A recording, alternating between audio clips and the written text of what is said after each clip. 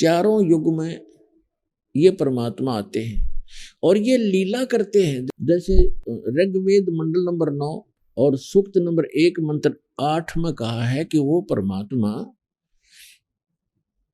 सब पापों का नाश करने वाला परमात्मा हमारा 3 प्रकार की 3 सतिथि से हम सबका धारण पोषण करता है।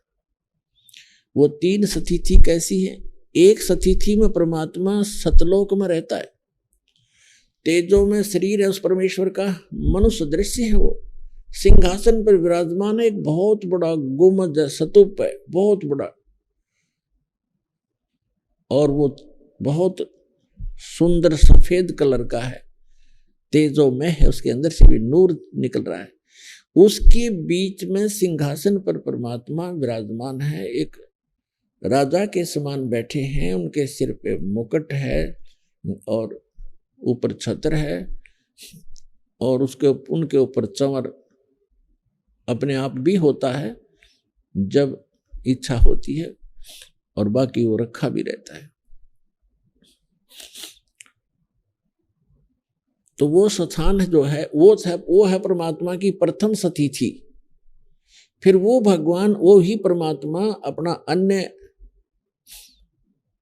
रूप धारण करके अपने शरीर को सरल करके, क्योंकि वहां जो परमात्मा बैठे हैं परमेश्वर परम अक्षर ब्रह्म, उनके एक रोम में, एक रोमकूप कहो एक रोम कहो, रोम तो कहते हैं बाल को, रोमकूप जहां बाल उगता है,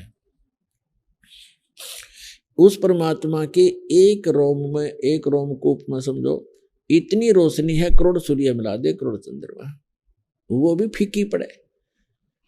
तो वो परमात्मा का ऐसा नूरी शरीर है, मनुष्य सदृश्य है, सिर पर मुकुट है, और वहां जाकर हंस सभी उस परमात्मा पर चंवर करते हैं, अपने मालिक पर।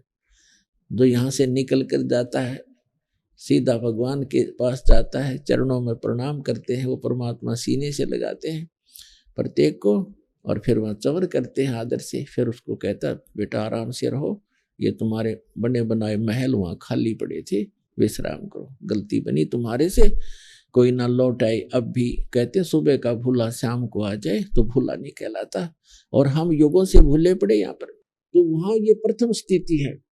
फिर परमात्मा अपने शरीर को हल्का रूप बना करके दूसरी सतिथि में, वो दूसरी सतिथि में क्या करते हैं, एक शिशु रूप धारण करते हैं, और प्रत्येक युग के अंदर प्रारंभ में एक सरोवर के अंदर कमल के फूल पर आकर नवजात शिशु का रूप धारण करके वो विराजमान हो जाते हैं। वो किसी मां से जन्म नहीं लेते, और परमात्मा की सारी व्यवस्था होती है, तो वहां से कोई निसंतान दंपत्ति उन्हें उठा ले जाते हैं, और धीरे धीरे जैसे बच्चे की तरह परमात्मा अपनी लीला करते हैं। छोटी सी उम्र में ही 4-5 वर्ष की आयु में ही बड़े बड़े विद्वानों के छक्के छुड़ाने लग जाते हैं, और धीरे धीरे बड़े होते हैं और एक नेक नागरिक की भूमिका करते हैं। हाथ से काम करके कम से कम संग्रह करते हैं, झोंपड़ी में रहते। जैसे पहले तो वैसे तकरीबन ये महल वगैरह बहुत कम थे, झोंपड़ी ही डाला करते थे सभी। तो वो परमात्मा एक ऐसी लीला करते हैं कि भक्त को अधिक संग्रह करने की आवश्यकता नहीं है। भक्त वही होता है जो उस लोक की परंपराओं से हटकर आध्यात्मिक परंपराओं के आधार से अपना जीवन निर्वाह करे, उसके आधार से चले, वो भक्त कहलाता है। अन्यथा जैसे भक्ति मार्ग पर चलने वाले व्यक्ति, कोई मार्ग पर चल रहा है, सफर यात्रा कर रहा है, तो वो कम से कम ही भार लेकर चल सकता है। और ये आपको खूब मालूम है, जो पहले यात्रा करते थे, पैदल जाते थे, तो एक थैला डालते थे काख में, उसमें एक चादर और एक धोती कुर्ता, नथिंग एल्स। तो कहने का भाव ये है, हमने जाना सतलोक में, और हम यहाँ वजन रख लिया ज्यादा, या कोठी मेरी है, ये कार मेरी है, 5 प्लाट ले लिए हैं, और इतने एकड़ जमीन बना ली, राजा बन गया, ये राज मेरा है।